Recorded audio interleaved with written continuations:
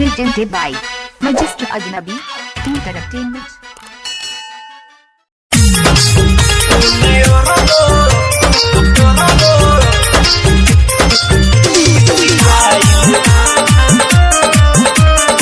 Music by Vikesh Bhojpuria.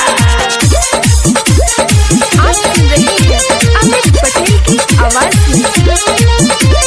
दूगो के चक्कर में रोहनी रे सखिया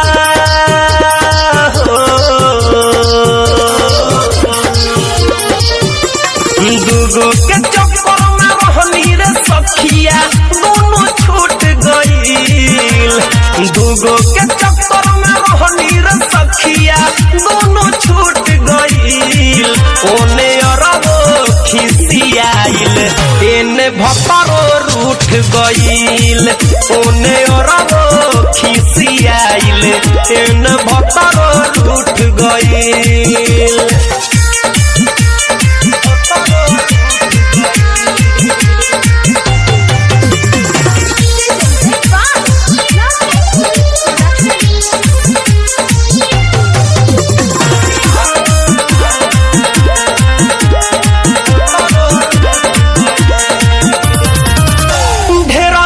रखनी दिल में दोनों के संभाल के अब हम तो नहीं हर के नाम भइनी ससुराल के।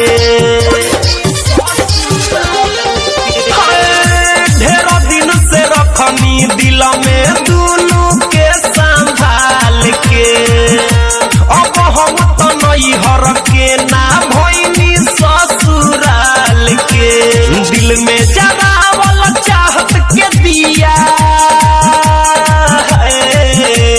दिल में जाना वाला चाहत के दिया पल में भूत गईल। ओने अरबो खिसियाइल एने भपरो रूठ गईल। ओने अरबो खिसियाइल एने भपरो रूठ गईल। Music by Vikesh Bhojpuria. आप सुन रहे हैं अमित पटेल की आवाज में। नई हरय अमित ससुरा से दीवाना दोनों से मजा मारत रहनी रोजाना। नई हर मुकेश ससुरा से दीवाना दोनों से मजा मारत रहनी रोजाना। दोनों के साथ छूटल रे सखिया दोनों के साथ छूटल रे सखिया दिलवा टूट गईल। ओने अरबो खिसियाइल एने भतरो रूठ गईल। ओने अरबो खिसियाइल एने भतरो रूठ गईल।